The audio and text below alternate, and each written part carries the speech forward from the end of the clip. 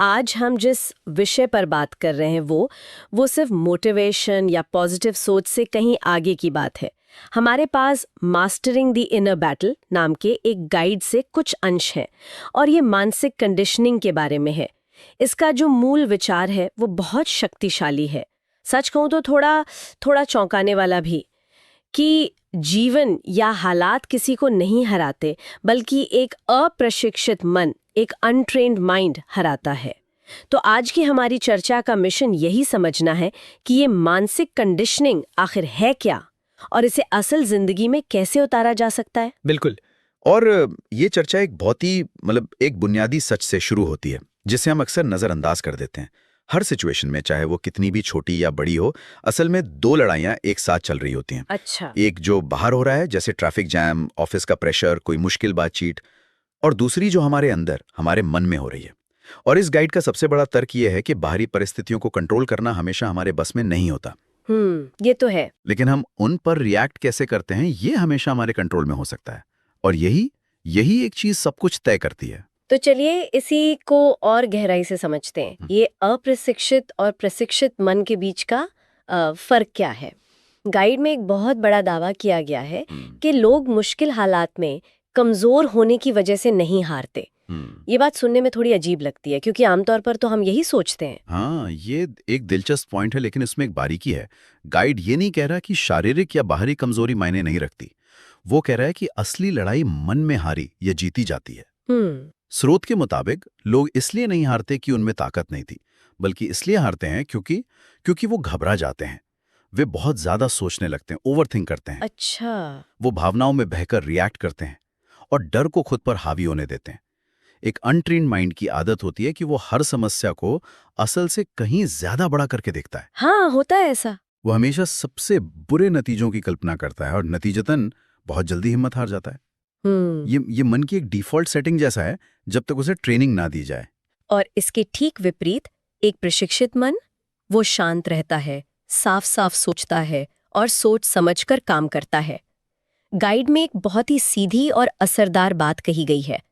आपका मन या तो आपका सबसे बड़ा हथियार है या आपका सबसे बड़ा दुश्मन। बीच का कोई रास्ता नहीं है। बिल्कुल। और ये ट्रेनिंग ही तय करती है कि वो क्या बनेगा। जब मन को प्रशिक्षित किया जाता है तो वही प्रेशर जो एक अनट्रेन्ड माइंड को तोड़ देता है, वही एक ट्रेंड माइंड के लिए फोकस में बदल जाता है। और ये भी बहुत दिलचस्प है कि डर खत्म नहीं होता, लेकिन वो अवेयरनेस बन जाता है, मतलब जागरूकता।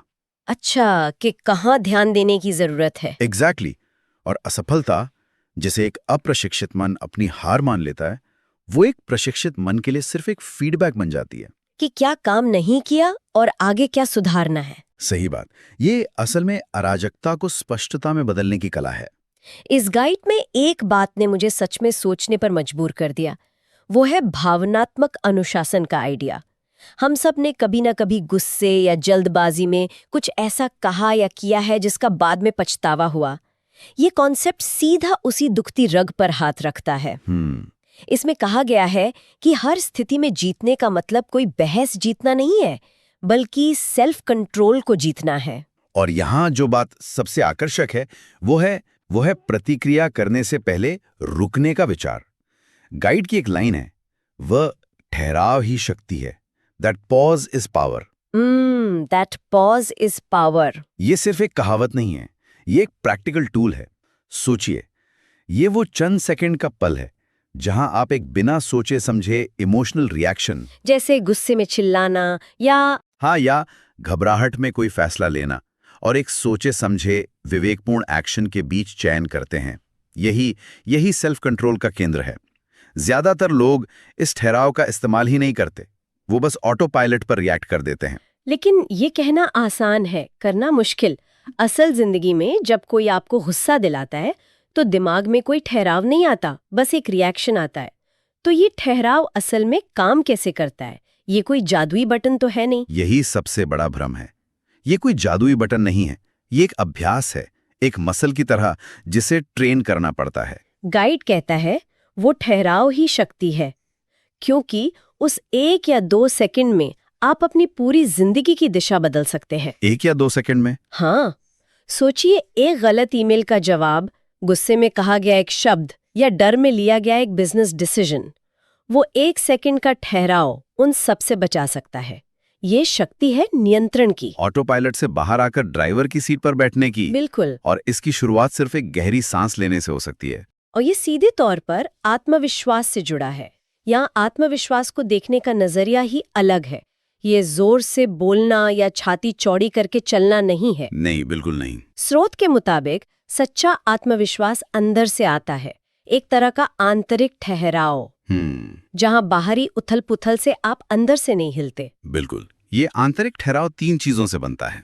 आत्मविश्वास मतलब खुद पर भरोसा कि मैं संभाल लूंगा, भावनात्मक संतुलन यानी इमोशनल बैलेंस, और मानसिक दृढ़ता यानी मेंटल टफनेस। और यहाँ एक और महत्वपूर्ण बात पर जोर दिया गया है। वो क्या है? मोटिवेशन की जगह डिसिप्लिन पर। अच्छा। मोटिवेशन अच्छा है, लेकिन वो भरोसेमंद नहीं है, वो आता जाता रहता है। सही बात है, वो हमारी भावनाओं पर निर्भर है। हाँ, लेकिन अनुशासन तब भी काम करता है जब आपका मन नहीं कर रहा होता, और यही एक प्रशिक्षित मन की सबसे बड़ी निशानी है। ये उस विचार से जुड़ता है कि हमारे विचार हमारी वास्तविकता को कैसे आकार देते हैं।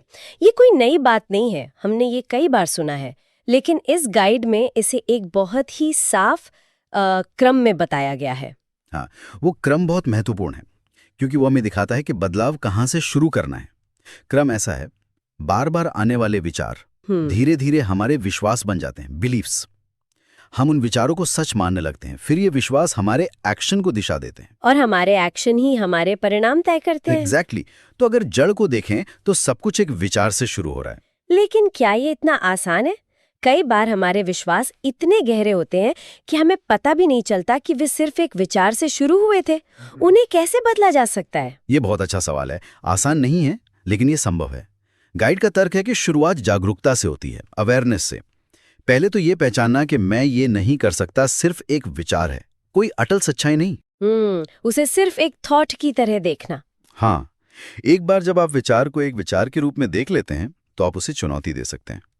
इसीलिए अपने विचारों को प्रशिक्षित करना सीधे सीधे अपनी वास्तविकता को बदलने की प्रक्रिया है। ठीक है, मैं इस सिद्धांत को समझ पा रही हूँ। अगर हमारे विचार ही हमारे परिणाम तय करते हैं, तो फिर सबसे बड़ा सवाल ये उठता है कि हम इन विचारों को कंट्रोल कैसे करें? ये सब सुनने में तो बहुत अच्छा लगता है, पर असल जिंदगी में से किया कैसे जाए? और यहीं पर ये गाइड सबसे ज्यादा उपयोगी हो जाता है। ये सिर्फ क्या और क्यों नहीं बताता, बल्कि कैसे पर भी जोर देता है। यहाँ पर कंसिस्टेंसी ओवर इंटेंसिटी का सिद्धांत सामने आता है। तीव्रता से ज्यादा निरंतरता। हाँ, इसका मतलब है कि मन को किसी एक दिन जिम में 6 घंटे कसरत कराने से बेहतर है कि उसे रोज 15 मिनट की हल्की फुल्की ट्रेनिंग दी जाए। तो ये रोज की छोटी छोटी मानसिक आदतें हैं क्या? गाइड में कुछ बहुत ही सरल लेकिन शक्तिशाली आदतें बताई गई हैं। पहली है सकारात्मक आत्मचर्चा, यानी पॉजिटिव सेल्फ टॉक। जब मन में नेगेटिव विचार आएं तो जानबूझकर उन्हें चुनौती देना और बदलना। इसका कोई उदाहरण दे सकते हैं? क्योंकि पॉजिटिव सोचो कहना बहुत आसान है। जरूर। जैसे मान लीजिए आप किसी प्रेजेंटेशन से पहले सोच रहे हैं, मैं सब गड़बड़ कर दूंगा, लोग मुझ पर हंसेंगे। अप्रशिक्षित मन इसी विचार में डूब जाएगा। सकारात्मक आत्मचर्चा का मतलब ये नहीं है कि आप खुद से कहें मैं दुनिया का सबसे अच्छा स्पीकर हूं, वो तो झूठा दिलासा होगा। इसका मतलब है कि आप उस विचार को एक ज्यादा यथार्थवादी और मददगार विचार से बदलें। जैसे मैंने तैयारी की है, मैं अपना बेस्ट दूंगा, अगर कुछ गलत भी हुआ तो ये दुनिया का अंत नहीं है, मैं उससे सीखूंगा। ये एक छोटा सा बदलाव है, लेकिन ये घबराहट को तैयारी के एहसास में बदल देता है। ये काफी प्रैक्टिकल लगता है।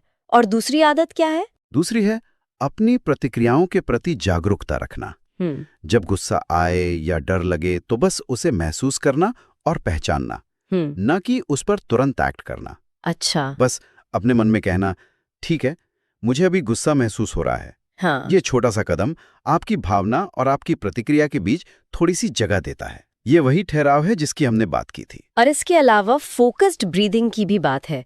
मुश्किल समय में बस कुछ गहरी सांसें लेना, ये तो बहुत ही आम सलाह लगती है। क्या ये सच में काम करती है? ये आम इसलिए लगती है क्योंकि ये सच में काम करती है। जब हम तनाव में होते हैं तो हमारी सांसें छोटी और तेज हो जाती हैं, जो हमारे शरीर को फाइट और फ्लाइट मोड में डाल देती हैं। सिर्फ 3 या 4 गहरी धीमी सांसें हमारे नर्वस सिस्टम को ये सिग्नल देती हैं कि खतरा टल गया है और शांत होने का समय है। बिल्कुल। ये हमें वो जरूरी ठहराव देती हैं ताकि हम साफ सोच सकें। और आखिर में विचार अनुशासन, मतलब ये चुनना कि आप किन विचारों पर अपना ध्यान केंद्रित करेंगे। समस्या पर या समाधान पर? सही। जो आपके कंट्रोल में नहीं है उस पर, या जो आपके कंट्रोल में है उस पर। और ये सब रोज करना है, थोड़ा थोड़ा। बिल्कुल, ये कोई बड़े मुश्किल काम नहीं है, ये छोटे छोटे अभ्यास है। लेकिन गाइड कहता है कि जब इन्हें लगातार, मतलब रोज किया जाता है, तो समय के साथ ये एक अडिग आंतरिक शक्ति, एक अनशेकेबल इनर स्ट्रेंथ का निर्माण करते हैं। जैसे रोज थोड़ा थोड़ा व्यायाम करके शरीर को मजबूत बनाया जाता है। एग्जैक्टली। मन भी एक मांसपेशी की तरह है।